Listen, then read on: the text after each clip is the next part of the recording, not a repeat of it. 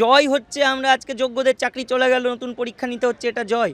এটা তো সত্যি, মানে উনি কি নিজের সরকারকেই ব্যঙ্গ করলেন? রাজ্যের এটা বিশাল জয়, বিশাল জয়। এতদিন ধরে যা সব বলে আসছিল, এই চাই ওই চাই, আন্দোলন আন্দোলন, রাজ্যের যে অধিকার আছে সেই অধিকারটাকে তো এস্টাবলিশ করে দিল কোর্ট। এরকম রাজ্য সরকারের জয় একটা ব্যঙ্গের কারণ, এবং এরকম কথা যারা বলেন তাদের মানসিক অবস্থা নিয়ে আমার সত্যিই সন্দেহ রয়েছে। আর এখানে তো তোমার আনটেন্টেডদের যারা যারা অ্যাপ্লাই করবে তারা পরীক্ষায় বসলে তবে হবে, মেরিটে আসতে হবে। আর আনটেন্টেডদের জন্য তো 10 নম্বর এক্সট্রা দেয়া আছে। এই সত্যি কথাটা আমি বলতে বাধ্য হচ্ছি, কারণ আজকে নবান্ন অভিযানে গিয়ে আমরা চেয়েছিলাম মুখ্যমন্ত্রী এতদিন পর আমাদের সাথে একবার দেখা করুক, উনি করেননি। আজকে রাস্তায় হাঁটছেন, আজকে বাঙালিদের ওপর অত্যাচার হয়েছে। আজকে 19,000 যোগ্য ওনার সরকারের আন্ডারে চাকরি করে ওনার সরকারের দুর্নীতির জন্য আমরা রাস্তায়, আমাদের অত্যাচার কিন্তু ওনারাই করেছেন। রাজ্যের এটা বিশাল জয়, বিশাল জয়। এতদিন ধরে যা সব বলে আসছিল, এই চাই ওই চাই, আন্দোলন আন্দোলন, রাজ্যের যে অধিকার আছে সেই অধিকারটাকে তো এস্টাবলিশ করে দিল কোর্ট। রাজ্য ঠিক করবে কোকে কারা কারা পাবে। রাজ্য তো করেছে, রাজ্য তো আনটেন্টেডদের জন্য করেছে, টেন্টেডদের জন্যও করেছিল। টেন্টেডদের কথা হাইকোর্ট বাদ দিয়ে দিয়েছে। শুধু আনটেন্টেড যারা, টেন্টেড মাত্র 180 জন অ্যাপ্লাই করেছিল, তার চেয়ে বেশি অ্যাপ্লাই করেনি। আর এখানে তো তোমার আনটেন্টেডদের যারা যারা অ্যাপ্লাই করবে তারা পরীক্ষায় বসলে তবে হবে, মেরিটে আসতে হবে। আর আনটেন্টেডদের জন্য তো 10 নম্বর এক্সট্রা দেয়া আছে। ওদের বক্তব্য ছিল এখানে সেগ্রিগেট করো আনটেন্টেডদের জন্য বা ইয়েতে জন্য। হয় কখনো 15,000 লোকের সেগ্রিগেশন হলো 34,000 থেকে। এবার যদি কেউ 20 পায় তাহলে আমাকে তাকেও দিতে হবে, যে 70 পেয়েছে সে তাকে বাদ দিয়ে 20কে দিতে হবে। এটা হয় নাকি কখন? এটা অযৌক্তিক কথাবার্তা, তো অযৌক্তিক কথাবার্তা। অতএব যেটা হলো দেখা যাক, এরপর ওরা নিশ্চয়ই সুপ্রিম কোর্ট করবে, তারপর দেখবো আমরা কী হয় করার যায়। দেখুন, পরীক্ষা নেওয়াটা যদি রাজ্যের বিরাট জয় হয় তাহলে এর থেকে লজ্জার কিছু থাকতে পারে না। কারণ রাজ্যের বিরাট জয় তখনই হবে যেদিন এই রাজ্য সরকারের আন্ডারে যারা যোগ্য মেধার ভিত্তিতে চাকরি পেয়েছে তাদের চাকরি পুনর্বহাল থাকবে, এবং যারা বেকার এত বছর ধরে নিয়োগ হয়নি, প্রায় 1.5 থেকে 2 লক্ষ শূন্য পদে, শুধু স্কুল শিক্ষকতা এবং শিক্ষাকর্মীর চাকরির কথা বলছি, সেই 1.5 লক্ষ শূন্য পদে সকলের চাকরি জন্য পরীক্ষা হবে। সেদিন আমরা বলতে পারবো রাজ্য সরকারের জয় হয়েছে। এবং শুধুমাত্র শিক্ষকতার পেশা নয়, এখানে অনেক সরকারি চাকরির নিয়োগ রয়েছে যেগুলো হয়নি বিগত 10 বছরে অনেকগুলো, তাহলে সেই নিয়োগগুলোও তো হচ্ছে না। আর যারা যোগ্যতার নিরিখে চাকরি পেয়েছে তাদের চাকরি চলে যাচ্ছে, এটা রাজ্য সরকারের জয়।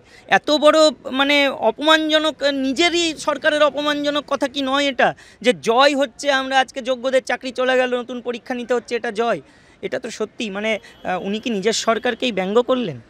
এই যে মুখ্যমন্ত্রী বারংবার বলতেন যে তিনি যোগ্যদের পাশে থাকবেন, তারপরে অযোগ্যদেরটা দেখবেন, তাহলে কোথাও না কোথাও সেই অযোগ্যদেরটাই তিনি আগে দেখছেন বলে মনে হয়। দেখুন, এই হাইকোর্টের শুনানিতেও আমরা দেখলাম রাজ্য সরকার অযোগ্যদের হয়েই ব্যাট করে গেলেন।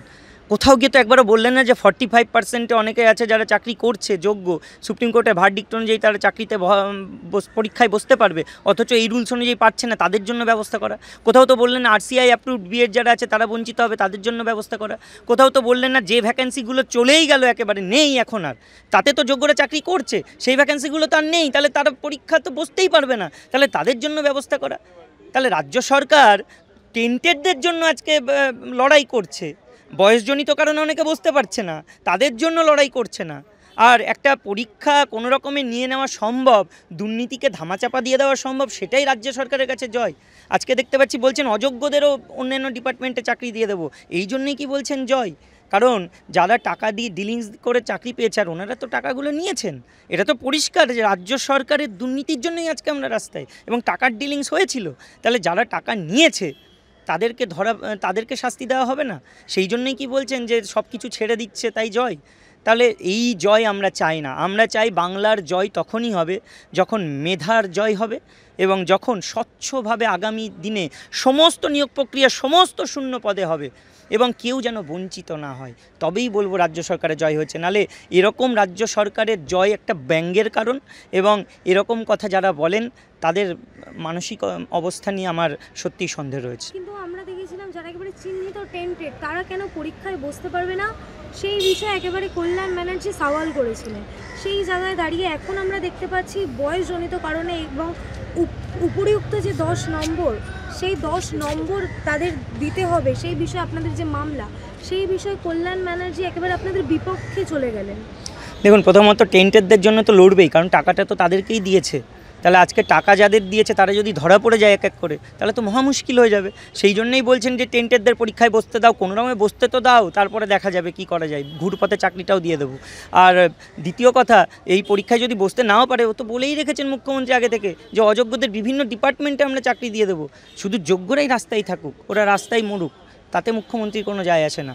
তারপরে বিভিন্ন কারণে যারা পরীক্ষায় বসার যোগ্য হচ্ছে না, অথচ তারা সুপ্রিম কোর্টের ভার্ডিক্ট অনুযায়ী যোগ্য পরীক্ষায় বসার জন্য, তাদের কি হবে? তাহলে এটা আমরা মেনে নিতে পারি না, আমরা কখনো মেনে নিতে পারি না। রাজ্য সরকারের দুর্বলতা এই জায়গাতেই, রাজ্য সরকারের অপদার্থতা এই জায়গাতেই, একটা নির্লজ্জ সরকার আমরা বলতে পারি। কারণ তারা এটাকে জয় বলছে, যেখানে যোগ্যরা আজকে রাস্তায় পড়ে মানে মৃতপ্রায় অবস্থা, আর ওনারা বলছেন জয় হয়ে গেছে, উনি হাসছেন। এটা কখনো একটা সরকারের একটা রূপ হতে পারে, যেখানে যোগ্যরা মৃতপ্রায় অবস্থায় উনি হাসছেন, বলছেন রাজ্য সরকারের জয় হয়েছে?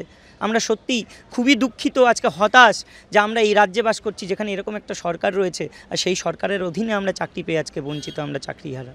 বাংলাভাষী বাঙালিদের জন্য আজকে একেবারে রাজপথে মুখ্যমন্ত্রী এবং অভিষেক ব্যানার্জি। কিছুদিন আগেই আপনারা আবারও নবান্ন অভিযান কেলেন, পুলিশের যে ভূমিকা, অতি সক্রিয় ভূমিকা, সেটা আমরা দেখতে পেলাম। সেই দিন মুখ্যমন্ত্রী বা অভিষেক ব্যানার্জিকেও আপনাদের সাথে দেখা করতে পারলেন না, অন্যদিকে আজকে বাঙালিদের বাঁচাতে তারা রাস্তায়। আপনারা কি বাঙালি নন, যোগ্য নন? দেখুন, বাঙালিরা অত্যাচারিত হয়েছে, তার জন্য ওনারা রাস্তায় নেমেছেন।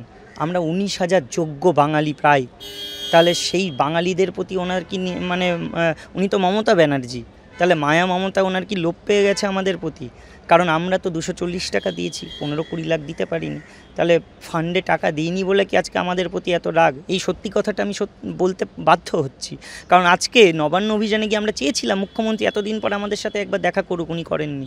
আজকে রাস্তায় হাঁটছেন, আজকে বাঙালিদের ওপর অত্যাচার হয়েছে। আজকে 19,000 যোগ্য ওনার সরকারের আন্ডারে চাকরি করে, ওনার সরকারের দুর্নীতির জন্য আমরা রাস্তায়, আমাদের অত্যাচার কিন্তু ওনারাই করেছেন। তাহলে আমাদের পাশে কি ওনারা হাঁটবেন? আমরা বলবো চলুন আমাদের সাথে আপনি হাঁটুন 19,000-এর সাথে, এবং আমাদের ব্যানার হাতে নিয়ে হাঁটুন যে রাজ্য সরকারি দুর্নীতির জন্য আমাদের চাকরি গেছে, রাজ্য সরকারই দেখবে যোগ্যদের চাকরি যেন একজনেরও না যায়, এবং এই সঠিক বিচার, ন্যায় বিচারের জন্য আর দোষীদের শাস্তির জন্য মুখ্যমন্ত্রী এবং অভিষেক ব্যানার্জি আমাদের সাথে হাঁটবেন। উনি কি পারবেন সেটা করতে? যদি পারেন তাহলে আমরা বাহবা দেব। দেখুন, বিচার ব্যবস্থার উপরে আস্থা রাখতে হয়, কিন্তু কোথাও গিয়ে আমরা হতাশ যে বিচারালয়ে আমরা সঠিক বিচারের জন্য আসি, আমরা অত্যাচারিত নিপীড়িত হয়ে কোথাও গিয়ে সঠিক বিচারটা আমরা বারংবার পাচ্ছি না, এবং কেউ হস্তক্ষেপ করতে চাইছে না। শুধু নিজেদের একটা ভয়, কিসের এত ভয় আমরা জানি না, কিন্তু বিচার যদি সঠিক না হয় তাহলে আদালত, উচ্চ আদালত, সর্বোচ্চ আদালত সব আছে, কিন্তু কোথাও গিয়ে সেই যেন আমাদের বঞ্চিতই হতে হচ্ছে। একটা সমাজের কাছে, দেশের বিচার ব্যবস্থার কাছে আমাদের আবেদন যে ন্যায় বিচারের জন্যই সাধারণ মানুষ কোর্টে আসে, তাদেরকে যেন ন্যায় বিচারটা দেওয়া হয়, তাদের অত্যাচার নিপীড়নের যেন শেষ হয়। একেবারেই শেষ প্রশ্ন, পরবর্তী পদক্ষেপ কি হতে চলেছে? আমরা রাজ্যে নবান্ন অভিযান করেছি, মুখ্যমন্ত্রী দেখা করেননি, চিফ সেক্রেটারি করেছিলেন। আমরা এবার দিল্লিমুখী আন্দোলনে অগ্রসর হচ্ছি, রাজ্যে রাজ্যে আমাদের পদযাত্রা হবে, এবং সেক্ষেত্রে আমরা রাজ্য সরকারের যে চরম দুর্নীতির কারণে আমরা রাস্তায়, সেটা আমরা তুলে ধরব, এবং সঠিক বিচার যে আমরা পাচ্ছি না সেটাও তুলে ধরব।